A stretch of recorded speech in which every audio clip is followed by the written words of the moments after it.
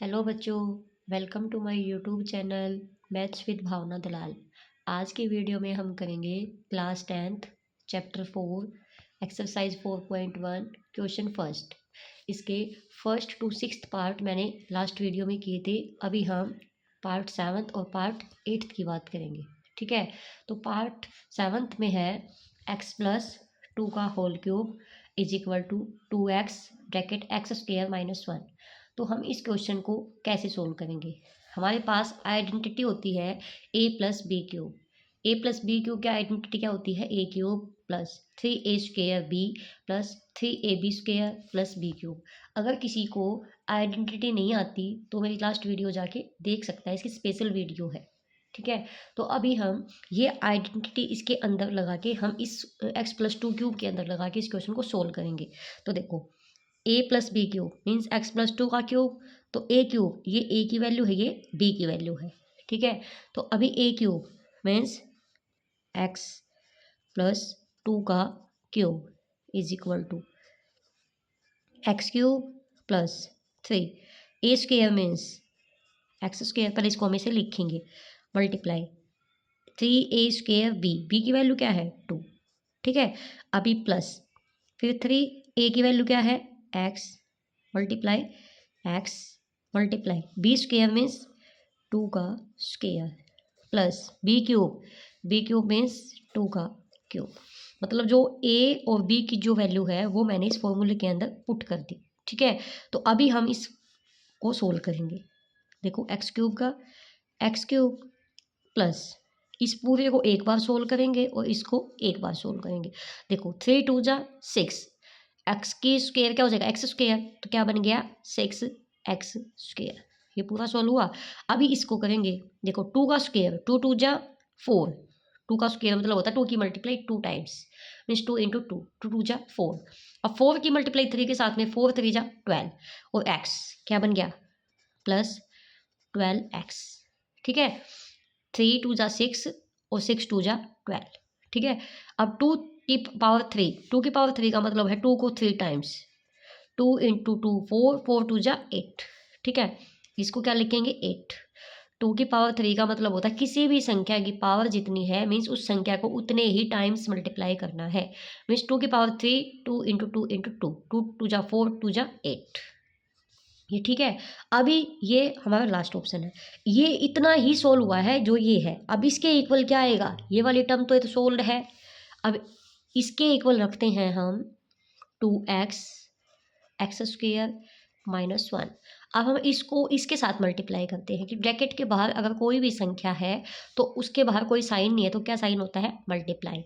अब हम 2x की मल्टीप्लाई एक बार इसके साथ करेंगे, एक बार इसके साथ करेंगे। ठीक है, एक बार फर्स्ट के साथ, एक बार सेकंड के साथ। तो अब ये वाली टर्म एज इट इज, तो हम कैसे रखेंगे?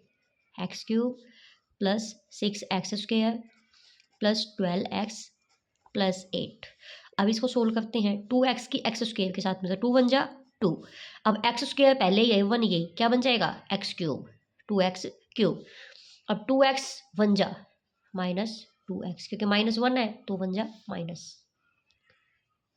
अभी हम इसको एज इट इज रखेंगे is equal to x³ plus 6x² plus 12x plus 8। अब हम इस वाली टर्म को इस इक्वल से इधर लेके आते हैं तो प्लस का माइनस, माइनस का प्लस। ये क्या है? Minus 2x³। ये माइनस इधर आके क्या हो जाएगा? Plus 2x is equal to 0।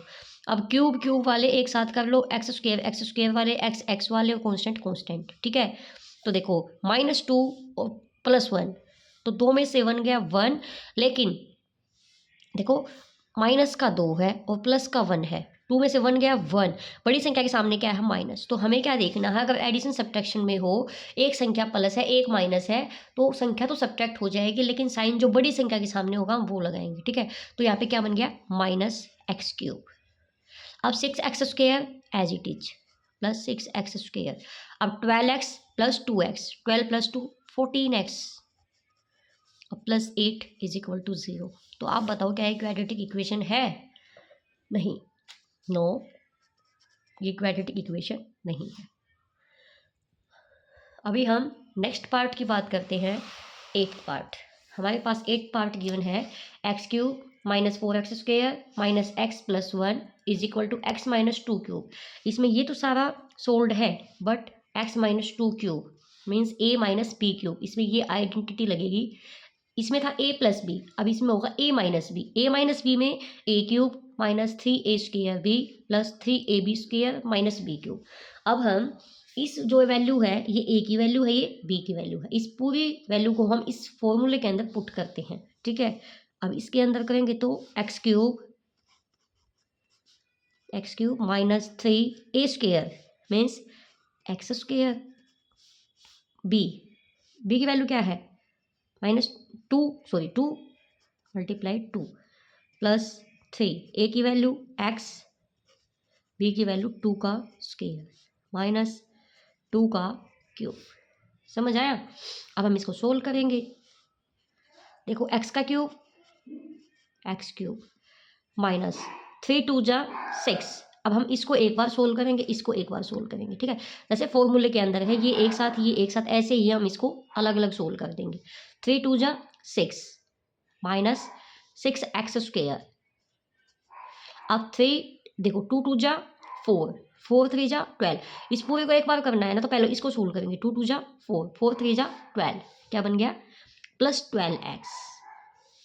अब -2 क्यूब, देखो -2 का क्यूब का मतलब होता है कि -2 इंटू -2 इंटू -2। देखो एक माइनस से एक माइनस कैंसिल आउट, 2 2 जा 4 2 जा 8, एक माइनस बचा, क्या आया -8। आपको मैं बता दूं, अगर -1 की पावर 2 और -1 की पावर 3, -1 है या कुछ भी है मीन्स यहाँ पे उसकी पावर अगर इवन नंबर है तो आंसर आएगा प्लस में, और अगर ओड नंबर है तो आंसर आएगा माइनस में। आपको ये याद रखना है, किसी भी संख्या की पावर अगर इवन नंबर है तो आंसर आएगा पॉजिटिव। जैसे मैंने पिछले क्वेश्चन में किया था, उसमें सॉरी इसमें तो नहीं किया।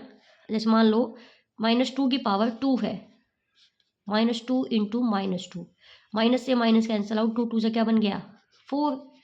तो ये इवन नंबर थी ना, तो कोई भी क्वेश्चन ले लो आप, कितना भी बड़ा क्वेश्चन ले लो, अगर पावर इवन है तो आंसर आएगा पॉजिटिव, अगर पावर ओड है तो आंसर आएगा नेगेटिव। आपको ये बात कंफर्म रखनी है, ध्यान रखनी है। तो इसमें क्या है नेगेटिव, तो आंसर किस में आएगा माइनस में। अब 2 की पावर 3 मीन्स 2 2 जा 4 2 जा 8, तो -8। समझ आया। अभी ये तो हमने ये वाला सोल्व किया है, अब इसको रखते हैं साथ में, उसको उतारो।